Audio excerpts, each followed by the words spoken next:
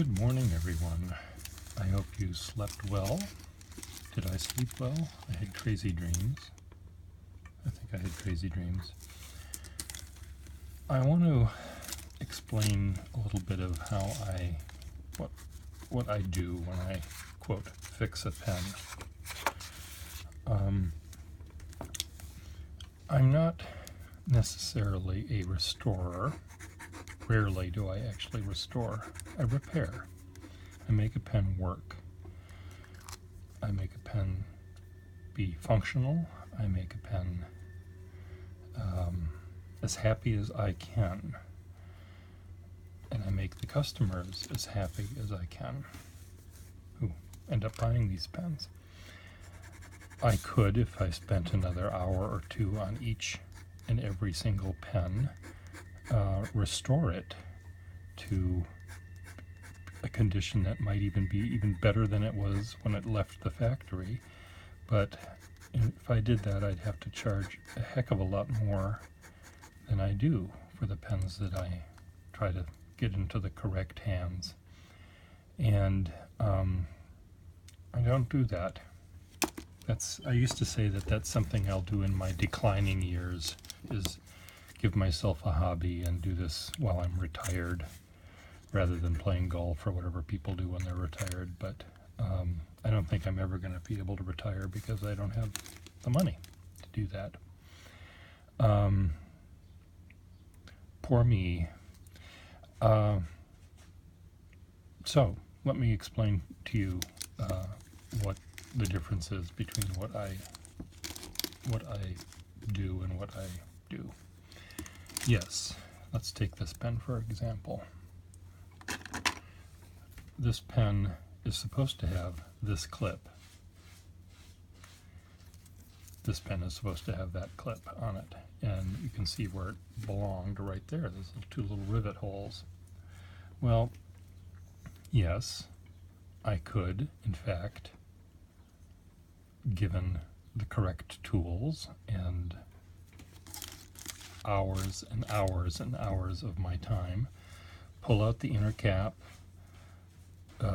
drill out if there was a broken clip and the rivets were still there, drill out the rivets, manufacture. You'd have to, you can't find unriveted rivets unless you go get a time machine. Anyway, you'd manufacture something that looks something like this, put it in, and then rivet it down, pound it down. I imagine you'd have to build a machine to do that correctly, but I don't have time, so I just I slip this clip over the top. That's what these clips were made for. These were called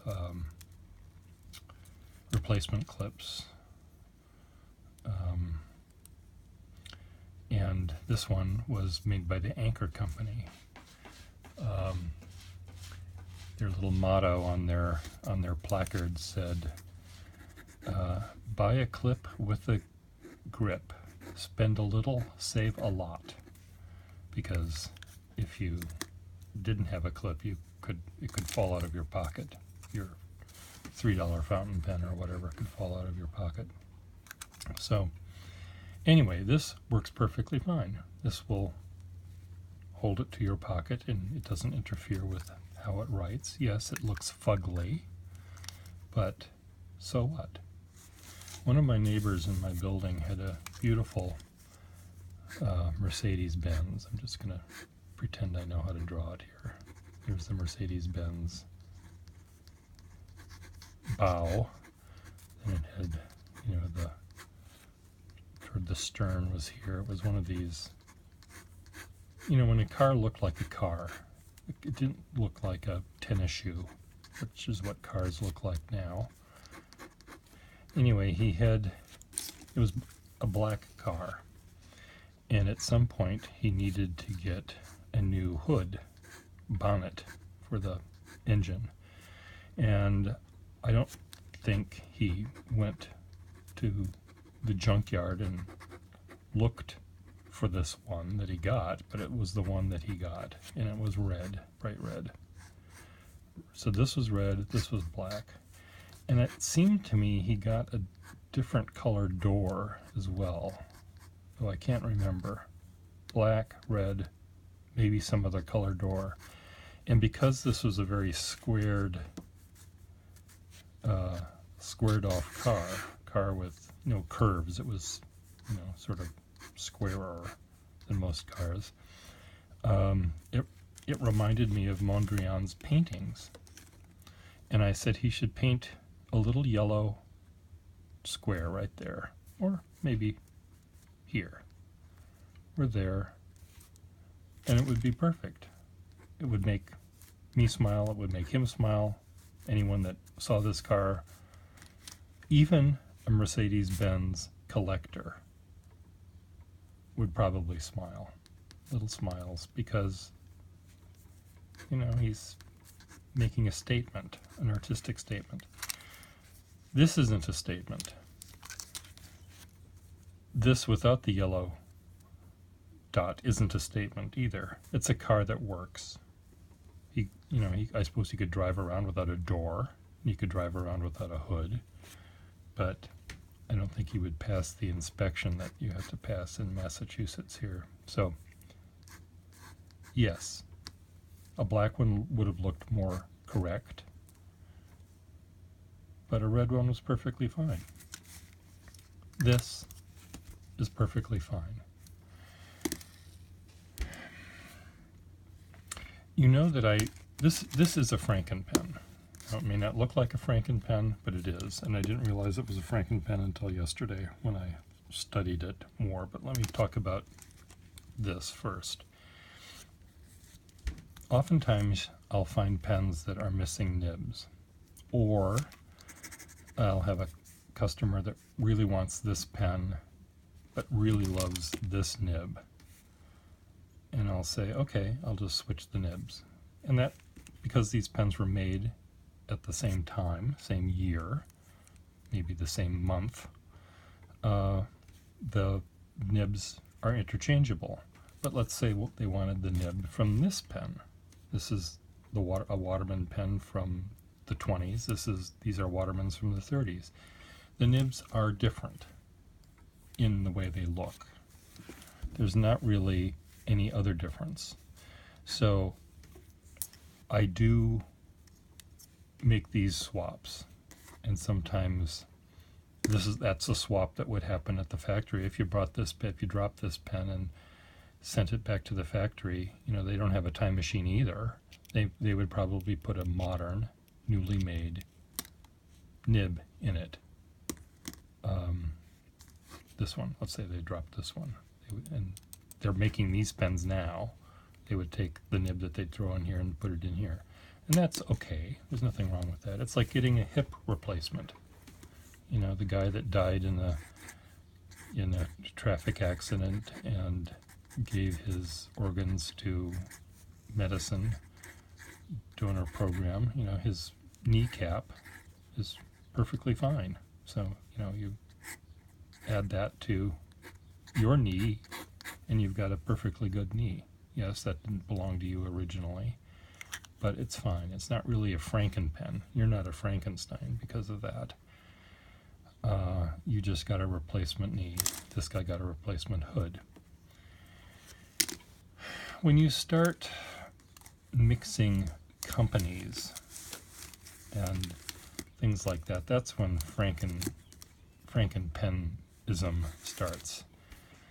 And this one, I bought this maybe at a pen show. Pen shows are often held in ballrooms of hotels, and the ballrooms of hotels are designed for weddings and funerals and whatever. They're designed, with mood lighting. You really don't want to see people in the bright daylight. You want to see people in the romantic candlelight flickering warmth of a ballroom. And so you buy pens, you think they look good, you flop down your shekels and you go home and you say, in the bright light of day, you say, "Oh my God's sake, what did I do? What sort of mistake did I just make?" It's like when you go out and you find someone kind of cute at the bar and they look great, and you bring them home, and the next morning the 6 o'clock sun hides nothing. What was I thinking? You say to yourself. How much did I drink last night? You try to remember.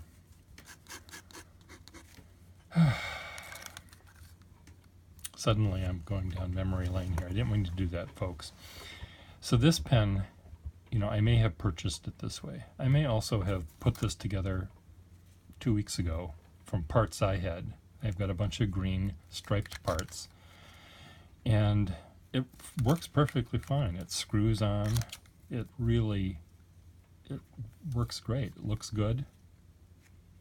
But if you look more carefully, you see that the stripes on the barrel don't match the stripes on the cap.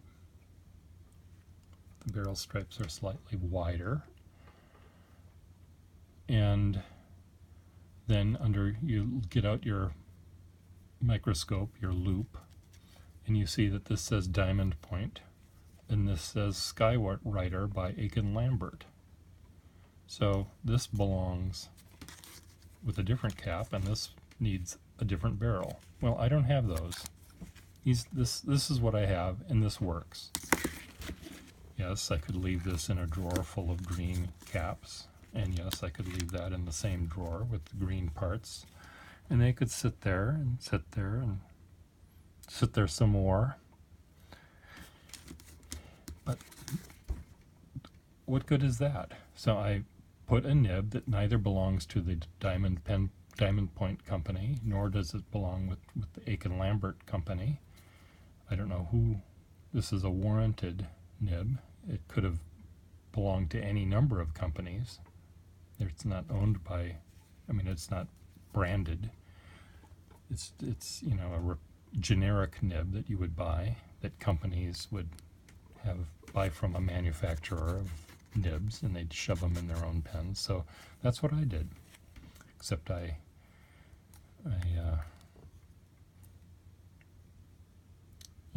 this is made up of parts. So this has at least this doesn't belong to either Diamond Metal or Aiken Lambert. So there's essentially 3 pen companies involved in this. But this is more than just a knee replacement. I think this goes into the realm of frankenpenning. So if I were to sell this to you, or to him, or to her, I would say, it's really a great pen. Look at how nicely the nib works. This is a great nib, by the way. And I probably will keep this because it's really a yummy nib. Maybe I'll, find a different pen to put that in. But I would say to the person that's you, or him or her, I'd say, this is a pen with a great nib. Feels like this. But it's not original. This did not leave any factory like this. It's in pieces. It's made up of parts. And you might say, okay, fine, thanks. I'll go over here and I'll spend 4 times as much money to get one that's legitimate, that unfortunately has a really crappy nib in it, but it'll look nice in my pocket. I don't care about your pocket. I want you to write with the pen. So anyway, this will make someone happy other than me. It's making me very, very happy right now. But a pen collector would see this as an abomination. And they'll quote me something from Leviticus. Thou shalt not have Aiken Lambert and Diamond Metal on the same pen. Thou shalt not have an ox and a donkey pull your cart, or whatever those things are. So restoration and repair.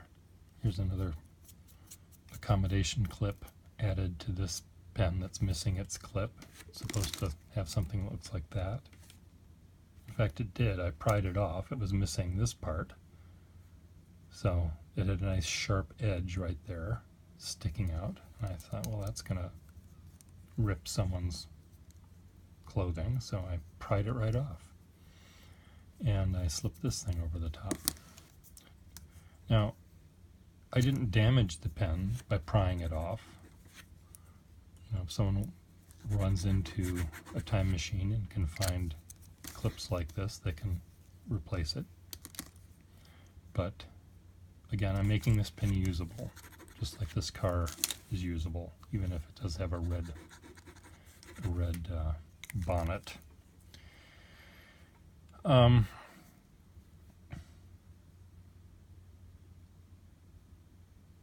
I don't know what else I wanted to say with this one. Restoration versus repair. Replacement nibs versus original.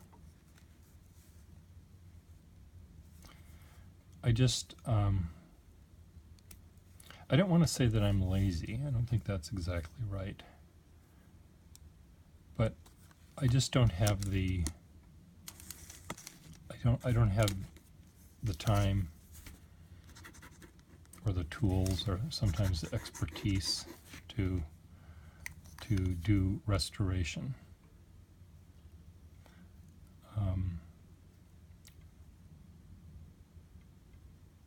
Just looking at all the little teeth marks here. As someone who would not like this would buff these out. And all this area down here would become just slightly thinner. And when you put the cap on the back, it won't hold as tightly as it holds right now. So you lose something when you buff things out. I don't know. So I just leave it the way it is. Call me lazy. How dare you call me lazy? Anyway, they're great fun. Restoration, repair, replace, restore, jury rig.